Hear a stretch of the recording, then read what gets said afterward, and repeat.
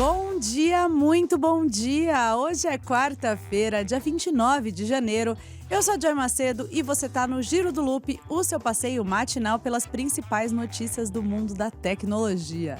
E hoje vamos falar sobre as empresas de tecnologia lá dos Estados Unidos que perderam $1 trilhão em apenas um dia. O que me leva à segunda notícia, relacionada à DeepSeek, que é a causadora de tudo isso. Mas eu quero saber se você leu a política de privacidade do serviço. Tem também a Microsoft, que pode estar interessada em comprar o TikTok. E o primeiro hands-on do headset da Samsung já saiu. Tudo isso e muito mais no programa de hoje, então se ajeita aí, pega seu cafezinho, aproveita os próximos minutos para se informar e bora girar!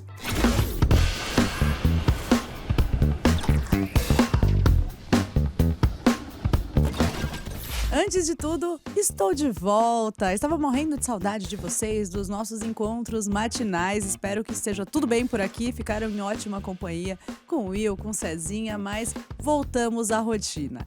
E eu quero fazer uma nota rápida aqui, porque a 99 Moto e o Uber Moto, os dois serviços de mototáxi que tinham sido disponibilizados na cidade de São Paulo recentemente, foram suspensos. Uma decisão judicial foi emitida na última segunda-feira, suspendeu esses serviços aqui na cidade de São Paulo. O Tribunal de Justiça atendeu a um recurso solicitado pela prefeitura da cidade, mas as empresas de transporte já disseram que vão recorrer da decisão. Quem acompanhou aí estava um furdunço, uma confusão de leis, né? Lei federal contra a lei municipal, mas no final das contas, o desembargador Eduardo Gouveia se baseou em uma lei federal que exige que condutores de aplicativos tenham categoria B ou superior na sua carteira de habilitação. E para moto você precisa ter apenas a categoria A. Isso invalidaria a prestação de serviço de transporte com motos. Ele também citou o decreto de 2023, que foi assinado pelo prefeito Ricardo Nunes, que suspende temporariamente a utilização de motocicletas para transporte individual remunerado de passageiros por aplicativos no município de São Paulo. O desembargador afirmou que o decreto da prefeitura é válido sim, pelo menos até passar por uma ação direta de inconstitucionalidade. Não foi só a Nvidia que se deu mal com a ascensão da DeepSeek. O índice Nasdaq 100, que reúne as principais empresas de tecnologia dos Estados Unidos, perdeu $1 trilhão em apenas um dia, galera. A Nvidia teve o seu pior dia desde março de 2020, quando a pandemia estava lá no seu começo e deixou tudo muito instável, quando ela perdeu agora quase $600 bilhões em valor de mercado. E essa foi a maior queda já registrada na história. Isso porque a chinesa DeepSeek foi um balde de água fria em analistas e investidores que acreditavam que a vantagem dos Estados Unidos no setor dos semicondutores e a sua capacidade de limitar o acesso da China a esse tipo de tecnologia estava garantindo aos Estados Unidos o domínio no setor de inteligência artificial. Mas não foi nada disso que aconteceu, né? Na segunda-feira caótica dessa semana para o mercado norte-americano, o presidente Donald Trump disse que planeja impor tarifas sobre chips importados, produtos farmacêuticos e aço. Tudo isso em um esforço para fazer com que sejam produzidos nos Estados Unidos esses tipos de produtos. Em resposta a essa ameaça tarifária aí de Trump, Taiwan disse que o negócio de chips é um ganha-ganha para todos os lados, ou seja, muita disputa aí no meio tecnológico entre China e Estados Unidos. E o Ministério de Economia de Taiwan disse o seguinte por meio de um comunicado: Taiwan e os Estados Unidos, os setores de semicondutores e outras indústrias de tecnologia são altamente complementares entre si, especialmente o modelo de fundição de Taiwan projetado pelos Estados Unidos, o que cria um modelo de negócios vantajoso para as indústrias de Taiwan e dos Estados Unidos. Vale lembrar que Taiwan é a casa do maior produtor de chips, que é a TSMC, né? Líder aí no mundo inteiro. Inclusive, a TSMC está investindo $65 bilhões lá nos Estados Unidos por conta de novas leis, mais especificamente no estado do Arizona. A TSMC se recusou a comentar os últimos comentários de Trump sobre essas tarifas para Reuters e outras agências de notícias. Agora, voltando para o hype da DeepSeek, tem um ponto importante que muitas pessoas podem passar batido ali, né, quando estão usando um produto ou um software, que é a leitura da política de privacidade, das políticas de privacidade. Ao analisar ali as letras miúdas, nem tão miúdas assim, né, da política de privacidade do DeepSeek especificamente, se tem aí alguns sinais de alerta que pode significar nada para muita gente, pode ter quem não ligue, mas é importante que todos saibam. Um dos trechos diz o seguinte: as informações pessoais que coletamos podem ser armazenadas em um servidor localizado fora do país onde você mora. Armazenamos as informações que coletamos em servidores seguros localizados na República Popular da China.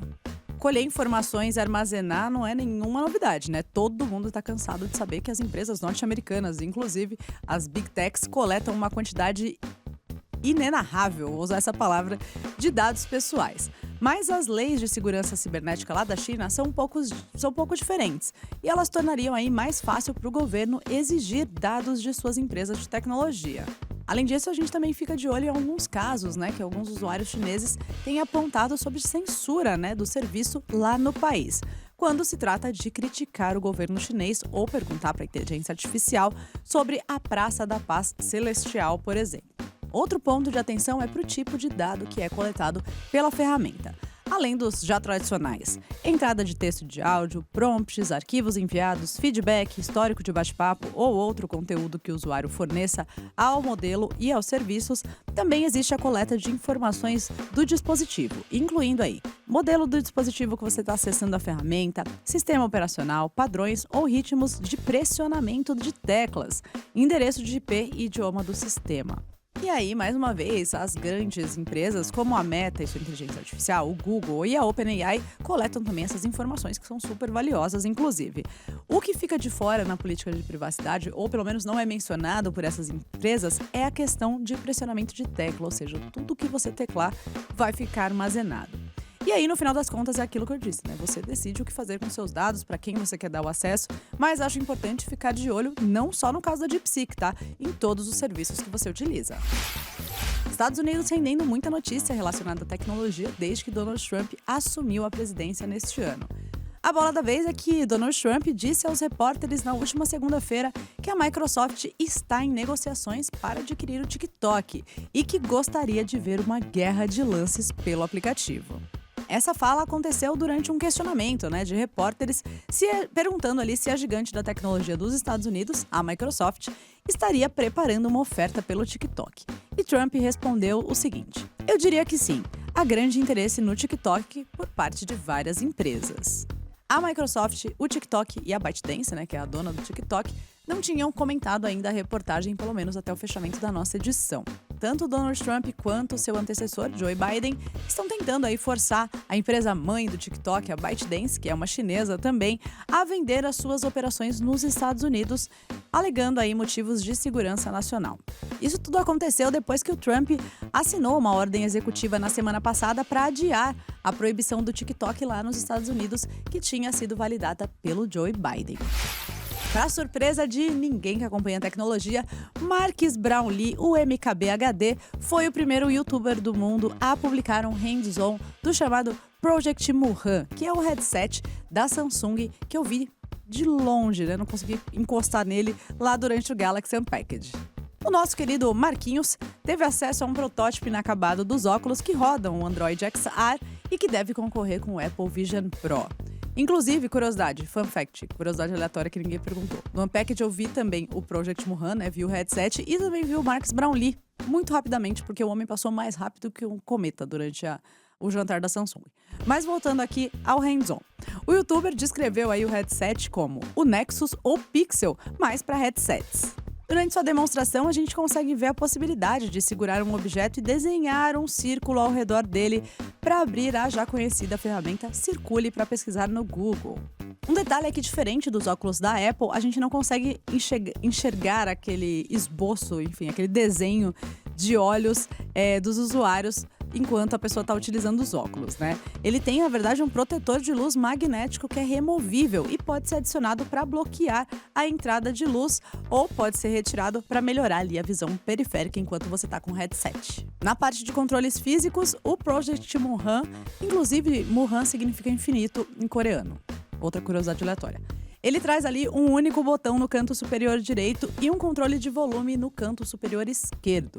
Ele também tem um touchpad ali na alça direita do headset. Assim como o headset da Apple, o da Samsung também tem uma bateria removível, que é conectada com o cabo e vai ali no bolso traseiro do usuário, ou seja, isso não foi resolvido ainda. Só que a principal diferença aí entre as versões de Apple e Samsung é que no Project Muhan, o cabo USB-C conectado à bateria pode ser retirado de uma forma mais fácil. Vai dar para movimentar, redirecionar as janelas, usando ali alguns gestos com as mãos. Também dá para ver no vídeo do Marques Brownlee a Google Play Store em ação. E ele menciona, inclusive, que todos os aplicativos disponíveis na loja estarão acessíveis no headset da Samsung. E também teve uma amostra do Gemini, a inteligência artificial do Google, operando aqui para dar alguns comandos. Por exemplo, você pode pedir para o Gemini te levar para algum lugar que você está vendo em uma revista e ele vai acionar ali o Google Maps. Enfim, muitas possibilidades, mas vamos ter que aguardar mais um pouquinho para colocar as mãos nele. Um pouquinho ou bastante, porque Marques Brownlee sempre sai na frente, né? Muito na frente. Quem aí lembra do icônico smartwatch Pebble? Pois bem, ele está voltando para a alegria de muitos fãs. Ele foi um dos projetos mais lucrativos de crowdfunding na época, né, lá no Kickstarter.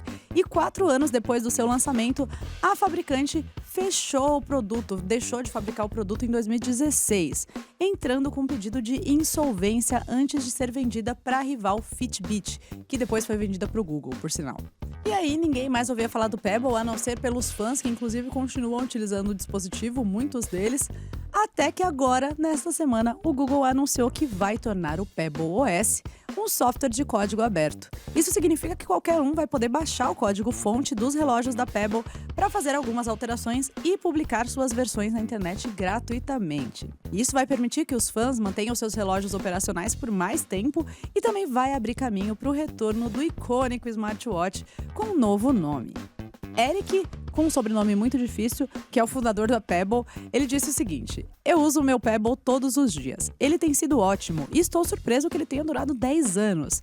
Mas chegou a hora de um novo hardware." Inclusive, a empresa do próprio fundador da Pebble tá aí na lista de quem pode lançar, tá em primeiro lugar da lista de quem pode lançar um novo hardware para o Pebble, ou seja lá como ele vai se chamar agora. Ele diz em um post no seu blog o seguinte, que ele tem uma listinha de características que ele gostaria de implementar, incluindo tela de e-paper sempre ativa, bateria de longa duração, experiência de usuário simples e bonita em torno de um conjunto básico de recursos que é usado regularmente, botões para reproduzir, pausar, pular música, sem precisar olhar para a tela, e também um produto que seja hackeável. E com isso, na verdade, ele quis dizer personalizável, porque ele cita aqui que não é possível criar, mexer ali muito nos seus próprios mostradores do Apple Watch. E aí, você é dessa época? Você é um dos saudosistas do Pebble? Conta aqui pra mim nos comentários. Ou você nem sabe do que eu tô falando.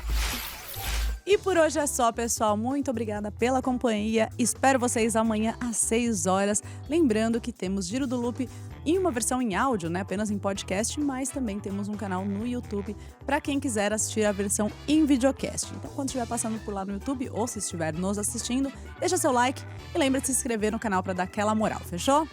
Um beijo, um excelente dia para vocês. Tchau, tchau!